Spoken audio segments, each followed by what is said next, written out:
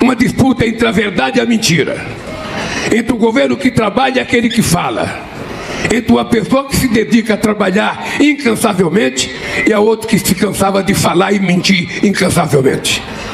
E é isso que nós estamos fazendo.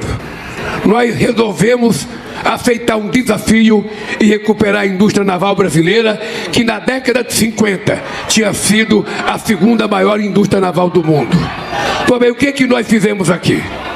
Nós então resolvemos recriar a indústria naval, fizemos vários estaleiros na Bahia, em Pernambuco, no Espírito Santo, no Rio de Janeiro, no Rio Grande do Sul. E o que aconteceu?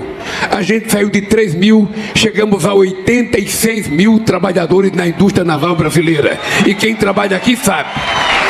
Depois que nós deixamos a presidência, eles fizeram o golpe contra Dilma, eles começaram a destruir a indústria naval brasileira. E nós hoje ficamos por próximo de 30 mil trabalhadores no Brasil inteiro. Perdemos mais de 50 mil trabalhadores. E um país que tem praticamente 90% das suas exportações feitas, de forma, utilizando o mar e por navios, não pode ter déficit na balança comercial, no transporte. A gente tem que ter navio. Um país que tem uma empresa como a Petrobras tem que ter navio petroleiro. Por que a gente tem que ficar pagando frete para exportar e para importar? Por que a gente não tem navio com trabalhador brasileiro, com aço brasileiro, com bandeira brasileira percorrendo esse mundo de mar? Por que a gente é obrigado a contratar na China, em Singapura ou na Coreia? Por que esse país não tem a noção de se transformar num país de primeira grandeza? Por que a gente aceitou a ideia inteira, o tempo inteiro, da gente ser pequeno? Porque nesse país a elite brasileira tem complexo de vira-lata. Ela sempre acha que a gente tem que ficar dependendo dos outros. E nós achamos que uma nação é construída, sobretudo, pelo orgulho do país que a gente tenha. E esse país tem muito para que a gente se orgulhe. Esse país tem na Petrobras uma das mais importantes empresas do petróleo do mundo e certamente aqui tem mais tecnologia de profundidade de pesquisar petróleo e águas profundas do mundo. Esse país, se ele quiser ser grande, ele pode ser grande, porque ele já foi mais importante. Esse país já cresceu economicamente mais. Mas houve um momento em que as pessoas deixaram de acreditar de que o Brasil não precisaria ter indústria. E nós criamos a nova indústria Brasil. E depois de muitas décadas sem a indústria brasileira crescer, nesses 2 anos a indústria brasileira voltou a crescer. Porque uma nação, ela é composta de indústria, ela é composta de agricultura, ela é composta de transporte marítimo, ela é composta de criação de animais, mas sobretudo uma nação é composta pela qualidade de vida do povo que habita naquela nação. E o que nós queremos para o Brasil é exatamente isso: é elevar o patamar, é elevar o padrão de vida do povo brasileiro. E por isso que é importante vocês terem prestado atenção no que a Haddad falou. Desde que nós deixamos a presidência em 2010, e é importante os empresários não se esquecerem disso, desde que nós deixamos a presidência em 2010, meu caro advogado-geral da União, o Brasil não crescia acima de 3%. O Brasil só voltou a crescer acima de 3% quando nós voltamos à presidência da República. E quando nós voltamos à presidência da República, o BNDES voltou a investir no desenvolvimento desse país. O Banco do Brasil voltou a investir. A Caixa Econômica voltou a investir em habitação. Nós recriamos o programa Minha Casa Minha Vida, que tinha acabado. Nós encontramos 87 mil residências nesse país, começada a ser feita no governo da Dilma, que tinha sido paralisada. Numa irresponsabilidade muito grande num país que tem um déficit habitacional de 7 milhões de casas. Nesse país tinha 3 mil creches paralisadas, começadas a ser feitas no governo da companheira Dilma Rousseff. E simplesmente paralisaram.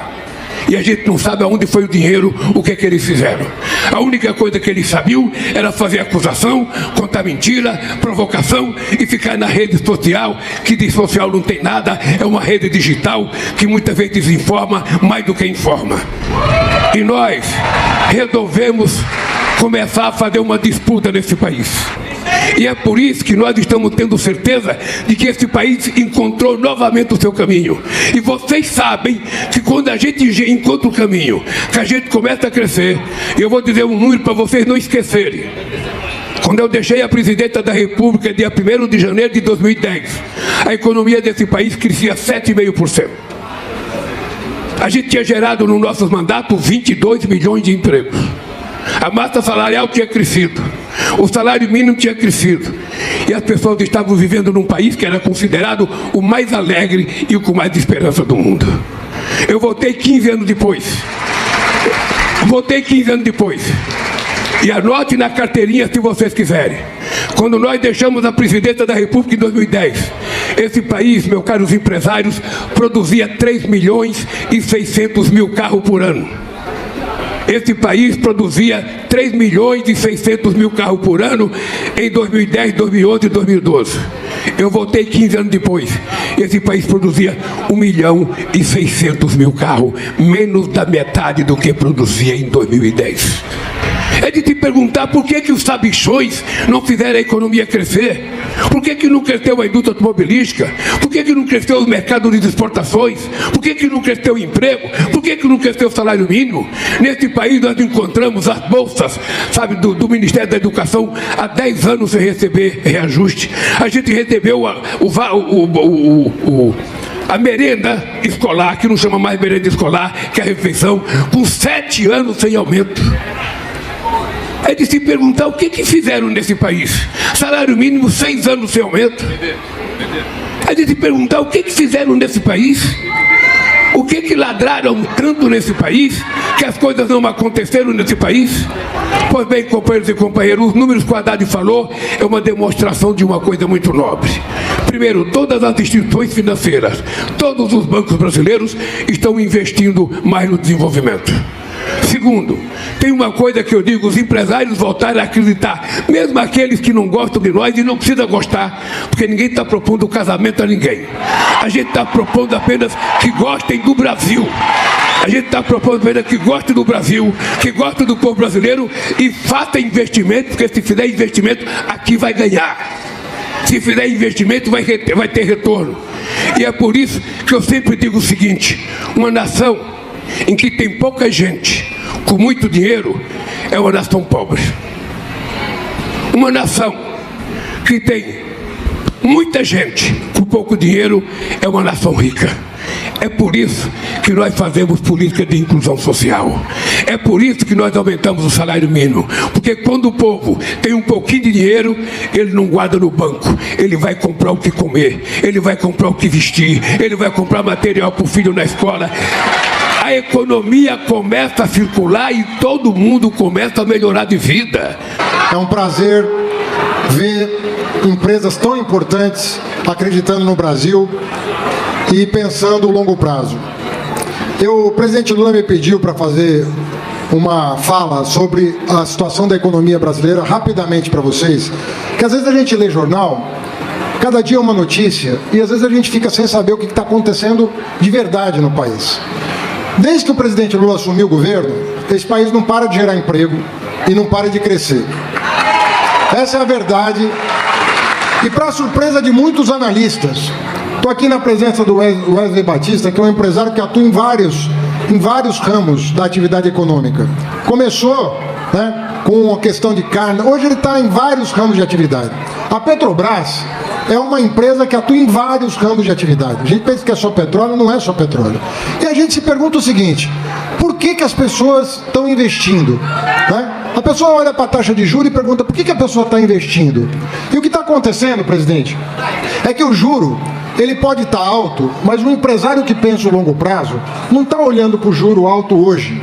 Ele está olhando para a taxa de retorno do investimento dele ao longo do tempo. Ele vai fazer um investimento, a Petrobras vai investir aqui 7 bilhões de reais. Ela não pode estar olhando para quanto o juro está rendendo nessa semana. Ele tem que olhar para o longo prazo. Ele tem que saber qual que é a taxa de retorno do investimento dele no longo prazo. E a verdade, presidente, é que no Brasil você tem uma carteira de projetos com altas taxas de investimento. O Brasil ficou muito tempo sem investir, por confusão política, por falta de credibilidade dos governos. Uma série de razões aconteceram que as pessoas começaram a ter medo de investir no Brasil. E eu posso dizer para vocês com certeza, a questão política de um país é muito mais importante do que as pessoas imaginam. Se os poderes da República não estão conversando entre si, o judiciário, o legislativo, o executivo, as coisas vão mal. Se um presidente não trata adequadamente prefeitos e governadores, as coisas não vão bem. As pessoas de fora começam a prestar atenção enquanto as pessoas estão conversando para encontrar um caminho para o país. Se eles estão entendendo que as pessoas estão numa mesa conversando, buscando caminhos, ele investe no Brasil porque ele acredita que as coisas vão estar amanhã melhor do que hoje e assim por diante. Se ele acha que o desentendimento está prevalecendo, como aconteceu ao longo de muitos anos antes da posse do presidente Lula, a pessoa retrai, ela fica esperando um momento melhor. E a verdade, companheiros e companheiras, é que o presidente Lula, ele traz uma estabilidade para o país, até emocional, pela maneira como ele trata o povo, pela maneira como respeita as pessoas. Eu já vi inúmeras vezes, mas uma quantidade enorme de vezes, um governador ou um prefeito fazer uma desfeita. E vi esse mesmo governador e esse mesmo prefeito ser recebido de braços abertos em Brasília, porque o presidente respeita o povo do estado do governador, independentemente da visão ideológica do governador. Ele sabe que aquela pessoa foi eleita, enquanto representante do seu estado, ele vai ser recebido com a mesma generosidade que um parceiro nosso, que é do nosso partido, da nossa base aliada. Essa visão de estado é muito importante. Vocês peguem o primeiro ano do governo. A economia vai crescer 0,8%. 2023, 0,8% a projeção dos analistas. Ela cresceu 3,2%. 3,2%. No segundo ano, eles foram mais generosos. Falaram que a gente ia crescer 1,5%. Melhorou. Crescemos 3,4%. E agora, de novo, a economia, acabamos de soltar o número do CAGED. A inflação está caindo e o emprego está na máxima histórica. Porque as oportunidades de emprego estão aparecendo. Por que estão aparecendo? Porque tem empresa investindo, tem comando presidencial, tem conversa com investidores, com empresários, para a gente gerar oportunidade nesse país. Quantos estaleiros já foram reativados? O senhor viu os números da Petrobras de investimento no próximo quinquênio? São mais de 100 bilhões de reais. Então o que eu quero dizer para vocês é o seguinte: gerir uma economia que é a 8ª do mundo não é brincadeira, sobretudo porque ela foi herdada de um governo distópico, um governo completamente fora de prumo, que não tinha um rumo para o país. Então o presidente Lula herdou as contas em frangalhos, a economia desorganizada. Você não bota ordem numa casa dessa em 2 anos. Mas olha o que está acontecendo no Brasil e o que estava acontecendo pouco tempo atrás. Eu estou falando de 3 anos atrás, 4 anos atrás, os países estavam numa enorme confusão. Hoje nós temos desafios e é muita ingenuidade imaginar que esse país não vai ter problemas a resolver. Mas é uma loucura não constatar que nós estamos em outro patamar civilizatório. O mundo todo confuso, todo mundo confuso, Europa numa confusão, Estados Unidos numa confusão, desaceleração econômica, e nós temos um presidente timoneiro que conduz o país, conduz os seus ministros, coordena a sua equipe na mesma direção, todo mundo remando para o mesmo lado, para que do mais humilde dos brasileiros até o empresário mais ousado, todos consigam olhar com esperança para o futuro do Brasil e deem o seu melhor à nação, que é o que essa cidade está fazendo, que é o que os empresários aqui da região estão fazendo. Então nós temos que celebrar esses investimentos e mostrar para o mundo que nós temos um líder, nós temos um presidente, nós temos um projeto, nós temos um futuro, e que eles todos, no mundo inteiro, podem participar do nosso progresso e colaborar com o nosso progresso. Mas sem esquecer que no fim de tudo tem o cidadão, tem a cidadã. É para eles que a gente governa. E é por isso que é preciso prestar atenção num projeto. Para terminar, prestar atenção num projeto muito importante, viu, Silvinho? Que é a reforma da renda no Brasil. Por muitos anos, todo mundo fingia que não via o problema. Que o rico não paga imposto de renda e o pobre, o trabalhador, paga muito imposto de renda. Muitos anos. E todo mundo ficava com medo de mexer nessa ferida. O presidente Lula mandou um projeto para o Congresso. Ontem eu conversei com o relator sobre o projeto. E o projeto diz algo muito simples. Quem ganha até 7 mil vai pagar menos imposto de renda. Se ganhar até 5 mil não vai pagar nada. Nada.